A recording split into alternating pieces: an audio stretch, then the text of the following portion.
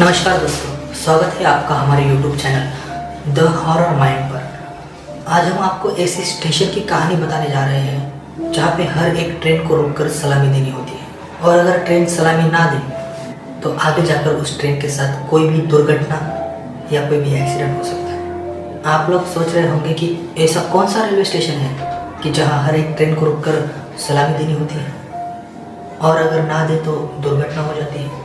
जी हाँ, ऐसी घटनाएं इस स्टेशन पर बहुत बार हो चुकी है।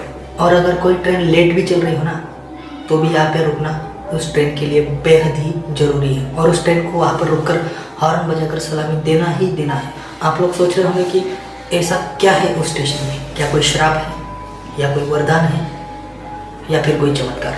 ये सब पता चलेगा आपको इस वीडियो में। दोस्तों, जिस स्टेशन की हम बात कर रहे हैं वो स्थित है मध्य प्रदेश के खंडवा शहर के पास। खंडवा शहर के बेहद ही पास पातालपानी नाम का ये स्टेशन, हाँ, ये वही स्टेशन है जहाँ पे हर एक ट्रेन को रुककर सलामी देनी ही देनी पड़ती है।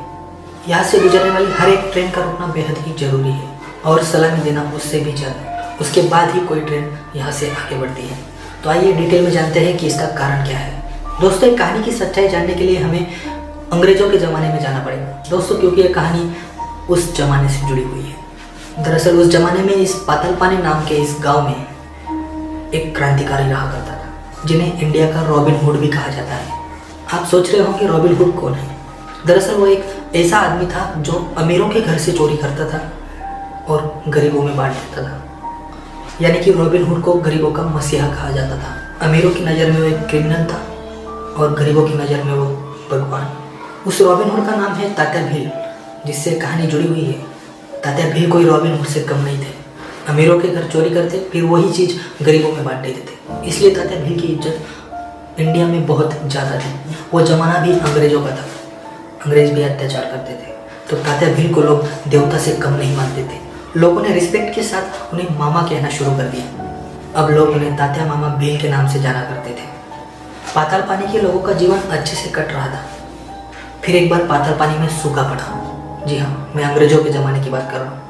वहाँ ठीक से अनाज भी नहीं होगा। लोग बहुत परेशान होने लगे, लोगों की मृत्यु होने लगी। तो फिर से सबकी मदद करने का बीड़ा उठाया तात्या मामा भील ने। तात्या मामा ने अब ये निर्णय लिया कि किसी गरीब को भूखा नहीं मरने दूंगा, चाहे अंग्रेज़ के घर में ही चोरी क्यों ना करनी पड़े। अंग्रेज़ों के घर में चोरी करूँगा और उसी से गरीबों का पेट भरूंगा। यही सोचकर उन्होंने एक दिन गाँव से गुजरने वाली ट्रेन को ही लूट लिया। अंग्रेज़ों ने ट्रेन में कुछ कीमती चीज़ें लोड की हुई थी और कुछ अनाज भी था। तात्या मामा ने उस ट्रेन को लूटा और गरीबों में बांट दिया। गांव वालों की नज़र में तो वो उड़ गए, लेकिन अंग्रेज़ों की नज़र में गिर गए। उसके बाद तो अंग्रेज़ों ने एक फरमान जारी कर दिया कि कौन है ये तात्या भील, जो पहले छोटी मोटी चोरियाँ करता था, वो तो हम नज़रअंदाज कर देते थे, पर अब जो उसने किया है ना, वो बहुत ही गलत किया है। इसे जल्द से जल्द हिरासत में लेना बहुत ही ज़रूरी है, वरना ये तो नाक में दम करके रख देगा। लगभग पूरा इंडिया इससे बहुत प्यार कर रहा है। अंग्रेज़ों ने भी दुगनी मेहनत करनी शुरू कर दी और आखिर में उन्होंने तात्या भील को पकड़ लिया और उन्हें वहाँ से इंदौर की जेल में ले जाकर रखा गया। फिर तो लोगों में हाहाकार मच गया, क्योंकि लोग उन्हें अपना देवता मानते थे। जब लोग भूखे मर रहे थे तब कोई भगवान नहीं आया था उन्हें बचाने। तात्या मामा भील ही थे जो उनके मसीहा बनकर खड़े हुए थे। इसलिए सबके बीच में कोहराम मच गया। फिर उन्हें कोर्ट में पेश किया गया और मौत की सज़ा सुना दी गई। ये बात जब लोगों को पता चली तब सब में खलबली मच गई कि ऐसा कैसे हो सकता है, सिर्फ एक चोरी के बदले मृत्युदंड। फिर अंग्रेज़ों ने यह नोटिस किया कि तात्या मामा की रिस्पेक्ट तो बहुत ज़्यादा ही है। अगर इन्हें डायरेक्ट फांसी दे दी तो लोगों के बीच में खलबल मच जाएगी। इससे हमें बहुत सारी परेशानियों का सामना करना पड़ सकता है। फिर अंग्रेज़ों ने वो फैसला वापस ले लिया। फिर उन्हें वहाँ से जबलपुर के जेल में ट्रांसफ़र कर दिया गया। फिर उनको जबलपुर ले जाकर फांसी दे दी। फिर उन्होंने अपना शरीर तो त्याग दिया, पर उनकी आत्मा वही रह गई। फिर अंग्रेज वही नहीं रुके, उन्होंने तात्या मामा की बॉडी को ट्रेन में चढ़ाया और गांव के पास वाले जंगल में ही फेंक दिया। क्यों किया उन्होंने ऐसा? क्योंकि गांव वाले जब उन्हें ढूंढने निकलेंगे कि उन्हें पता ही नहीं चलेगा कि उनकी बॉडी गांव के पास है। उन्होंने ये दिमाग लगाया कि गाँव वाले हर जगह ढूंढ लेंगे, लेकिन गाँव के पास नहीं ढूंढ पाएंगे। गांव के पास वाले जंगल में ही तात्या मामा की बॉडी को फेंकवा दिया। गांव वालों ने बहुत ढूंढा, पर उनको तात्या मामा की बॉडी नहीं मिली। लोग समझ गए थे कि अंग्रेज़ों ने उनको मार दिया है। फिर एक दिन तात्या मामा एक गांव वाले के सपने में आए। तात्या मामा ने उसको बताया कि उसका शरीर गांव के पास वाले जंगल में ही पड़ा है। और फिर वो गांव वाला उठा और सभी गांव वालों को बताया।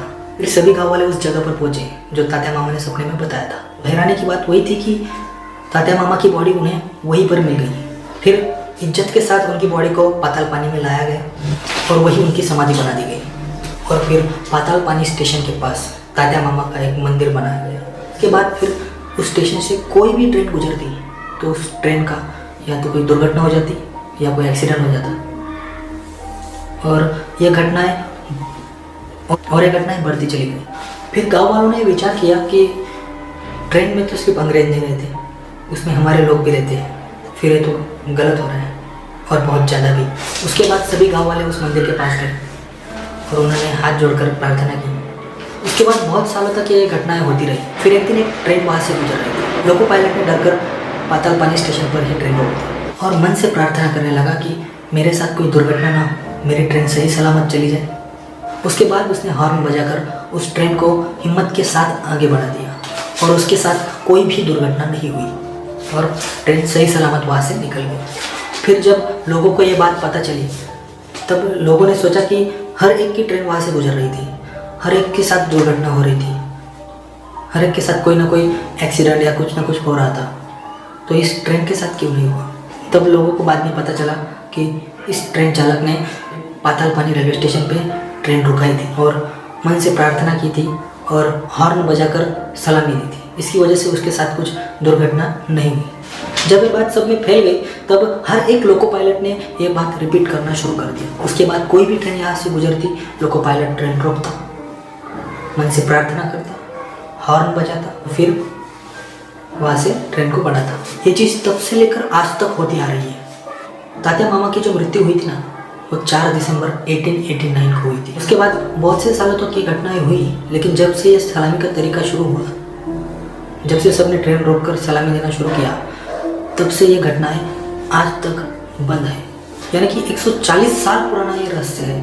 उम्मीद करता हूँ दोस्तों कि आपको ये वीडियो पसंद आई होगी और अगर पसंद आई तो द हॉरर माइंड चैनल को सब्सक्राइब करें और बेल आइकन को प्रेस करना ना भूलें, ताकि ऐसी ही कहानियाँ मैं आगे लेके आऊँगा। मिलते हैं अगले वीडियो में ऐसे ही कुछ अनोखी कहानी के साथ।